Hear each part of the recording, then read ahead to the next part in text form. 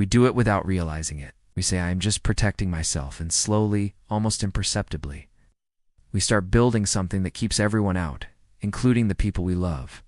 I am Zain, a relationship consultant and psychologist. And today on STR TV, we are talking about something deceptively subtle, the line between a boundary and a wall. Because what begins as self-respect can quietly morph into emotional exile. And knowing when that shift happens is one of the most important emotional instincts you can ever develop. This is not about weakness or overthinking. It is about learning to protect yourself without disappearing into yourself. And that difference between defense and distance is often where the emotional life of a relationship begins to unravel or deepen. Let's dive in deeply. Number 1, the quiet architecture of protection. Boundaries are conscious. They are rooted in clarity. A boundary says, this is what I need to stay in this relationship with dignity. A wall, on the other hand, says, I will never let you get close enough to hurt me again. And at first glance, both love partners feel protective. Both feel safe, but only one allows love to breathe. Emotional walls often come from a place of pain, after betrayal, neglect, gaslighting. They are not wrong. They are survival. But they can become permanent before we notice. And once they are up, even genuine connection starts to feel threatening. We begin to see closeness as a risk. Even kindness can feel suspicious. What started as a way to feel safe turns into a reason to never trust again. Number 2, what boundaries sound like. A boundary sounds like, I need us to talk things through before bedtime, because I cannot sleep when we leave things unresolved. It says, please do not yell at me when you are upset. It will step away if that continues.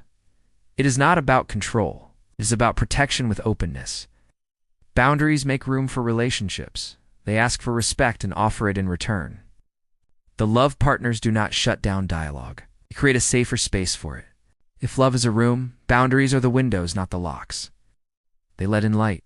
They invite ventilation. They allow people to be close while still knowing where you end and where they begin. And that clarity is not cold, it is intimate. Because it means you are showing up as yourself, not some version of you shaped by fear.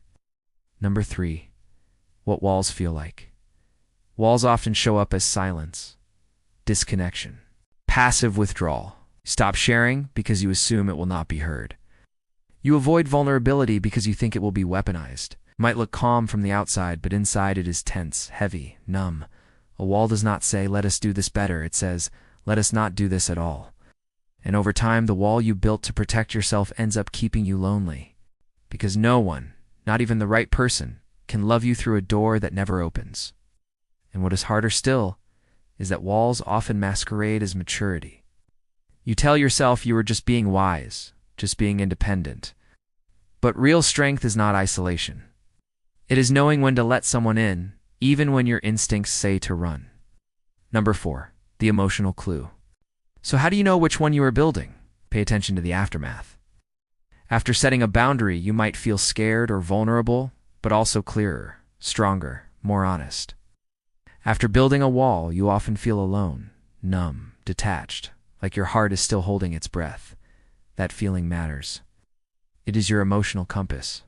And the more we tune into it, the more we learn when to soften, when to open, and when to stand firm without disappearing. You can be protective without being unavailable. You can have limits without losing your capacity for connection.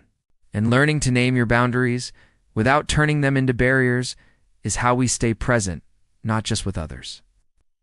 Number 5, invitation to reflect. In love, we often try to protect our hearts. Maybe we've been hurt before, betrayed, or left holding pieces we thought would never break. So, we build emotional walls. We become more cautious. We tell ourselves we're just being careful, just taking our time. Sometimes that self-protection starts to look a lot like withdrawal.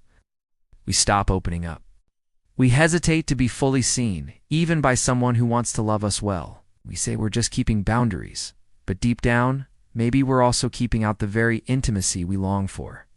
Love requires risk of being vulnerable, of being known. And while it's wise to protect our hearts, it's also worth asking, am I protecting myself, or am I hiding?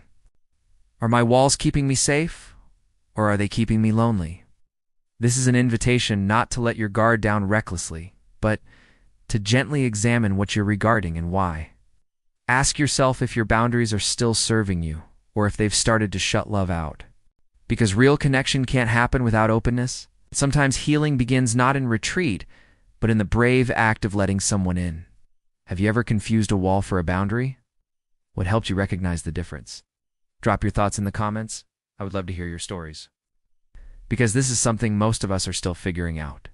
And hearing how others navigated the same confusion might be the thing that helps you soften just enough to try again.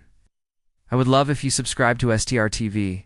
It's for your own benefit to learn about love relationships and healing. Thanks for watching.